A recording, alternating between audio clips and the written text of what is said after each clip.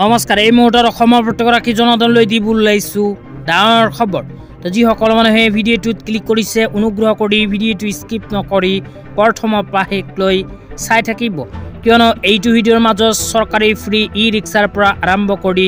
Ration কাৰ্ডলৈ কেইখনমান গুৰুত্বপূৰ্ণ খবৰ আপোনালোকক প্ৰদান কৰিম তো অনুগ্ৰহ কৰি ভিডিঅ'টোত ক্লিক কৰিছো দি ভিডিঅ'টো স্কিপ নকৰি প্ৰথমৰ পৰা শেষলৈ চাই থাকিব লগতে মোৰ চেনেলত নতুন হলে প্লিজ চেনেলটো সাবস্ক্ৰাইব কৰি মোৰ লগত থাকিব আৰু ভিডিঅ'টো ভাল লাগিলে অনুগ্ৰহ কৰি শেয়াৰ কৰি দিব তলত থকা শেয়াৰ অপচনত ক্লিক কৰি ভিডিঅ'টো এতিয়াই শেয়াৰ কৰি দিও তো বলক ভিডিঅ'টো আৰম্ভ কৰি আজি প্ৰথমটো গুৰুত্বপূৰ্ণ খবৰৰ বিষয়ে বিস্তাৰিত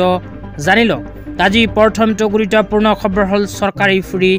ই ৰিক্সা লৈ তো আপোনালোকে মোবাইল স্ক্ৰীনত চাব পাৰিছে এনেকৈ এখন আপডেট ইতিমধ্যে আমাৰ হাতত আহি পৰিছে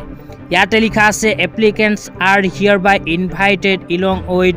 requested document from deserving can belong to the recognized linguistic minority community only not eligible to apply notified minority communities i.e. Muslim, Christian, Buddhist, Sikh, Jain and Farsi who are permanent resident of Assam for availing of benefit under the scheme mentioned below to be implemented by the Assam Linguistic Minority Development Board for the financial year 2025 to 2026 under SOPD scheme. Name of scheme distribution of e-rickshaw, distribution of moped. তো ইয়াতে উল্লেখ কৰা অনুযায়ী অসম চৰকাৰে অসমৰ ভাষিক সংখ্যালঘুসকলৰ বাবে আৰম্ভ কৰিছে চৰকাৰী ই ৰিক্সাৰ আবেদন তো চৰকাৰী ই ৰিক্সাত ভাষিক সংখ্যালঘুসকলে কৰিব পাৰিব আবেদন এইখন আঁচনিত মুছলিম খ্ৰীষ্টিয়ান বুদ্ধিষ্ট শিখ জৈন আৰু ফাৰ্চীসকলে কিন্তু আবেদন কৰিব